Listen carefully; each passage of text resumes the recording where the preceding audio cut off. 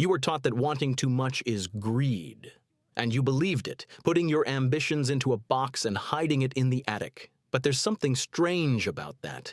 This very virtue, the guilt you feel for wanting more, costs you more than any real failure ever has. It's like spending your whole life with your foot on the brake just so the engine doesn't make too much noise. Before I explain why, there's one question we'll come back to at the end. It's very simple. If no one would ever know your answer at what would you want for your life, don't rush to answer. Just remember the first thing that came to your mind. You think that feeling guilty for wanting more is a sign of maturity. And that's exactly why you don't notice how it works against you. Because guilt about desire isn't modesty. It's a learned break. Today I'm going to show you where it came from and exactly how it stops you. Let's run a simple experiment. Right now, imagine that tomorrow morning you wake up and you can make one change in your life. No risks, no consequences, no other people's opinions. You can simply make it happen.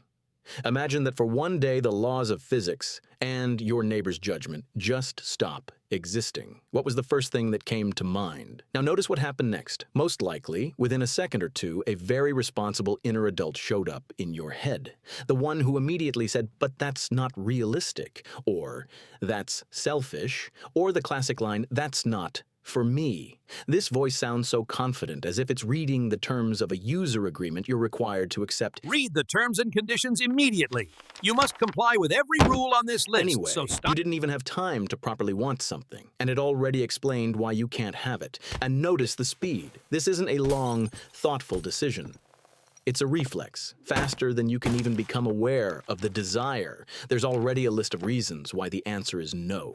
Your brain has clearly been training for this for years. And most people don't even notice this moment. They think they're just being realistic. But in reality, they're simply very well trained not to want too much. They're like professional drivers who spend the entire trip driving with the handbrake on, and then wonder why smoke is coming from under the hood. That's the brake. But the most interesting question is how it appeared in the first place. At some point in your life, the desire for more received a label. Don't be greedy. Be grateful for what you have. Others have it worse. Don't stand out. No one directly explained that wanting things is dangerous, but again and again desire ended with awkwardness, shame, or disappointment. Over time, your brain drew a conclusion that seemed perfectly reasonable. Actively wanting things is unsafe. So it quietly cut the wires to your ambitions to make sure the system would never blow a fuse again. This mechanism is almost impossible to notice from the inside because it disguises itself as common sense. It doesn't feel like a restriction. It feels like sobriety, like a mature adult view of life. And here's the uncomfortable detail. This mechanism isn't just some random habit. It does exactly what it was designed to do. It protects your current life. Because if you truly allow yourself to want something bigger, you would have to admit that the life you're living right now isn't fully yours. And that realization is uncomfortable. It's like suddenly noticing halfway through dinner that you're eating a dish you never actually ordered. But instead of sending it back, you keep chewing so you don't make a scene in the restaurant. Admitting the mistake would raise too many questions. It would mean that some of your past decisions weren't entirely yours. That somewhere along the way you accepted less. Not because you chose it, but because you never allowed yourself to want something different. Your brain protects you from that realization. It shuts down the desire so you never have to ask the next question. This isn't weakness. It's a very intelligent system. The problem is simply that it's optimized not for your life, but for the stability of what already exists. Most people draw the obvious conclusion from this. They think they need to become braver. Take more risks, stop being afraid. It sounds logical. It sounds like a solution, but it's a bit like trying to shout over the roar of a jet engine. A lot of effort, almost no effect. And this is where something strange appears. People can overcome fear. People can force themselves to act even when they're scared, but they almost never manage to force themselves to want something. Truly want it, not in a vague, that would be nice kind of way, but in a way that actually feels like theirs. And that's where the real problem is, because the brain doesn't just stop your actions, it does something much subtler. It edits your desires themselves. It quietly removes anything that might be too big, too visible, or too inconvenient before you even become aware of it. It works like a social media algorithm that simply stops showing you the content you wouldn't be able to pay attention to. And so you live with the feeling that everything is fair. After all, you're not forbidding yourself from anything. You just don't want too much. That's just how it turned out. Look at how this works in everyday life. You've been thinking about changing jobs for a long time. You even know roughly which direction you'd like to move in, and every few months the thought comes back again, but every time the same thing happens. You think about it for a day or two, and then the thought somehow dissolves on its own. Not because you made a decision to stay, but because the desire quietly shrinks to a size that's comfortable to live with. Well, it's fine overall. Now isn't the right time. Maybe later. This isn't cowardice.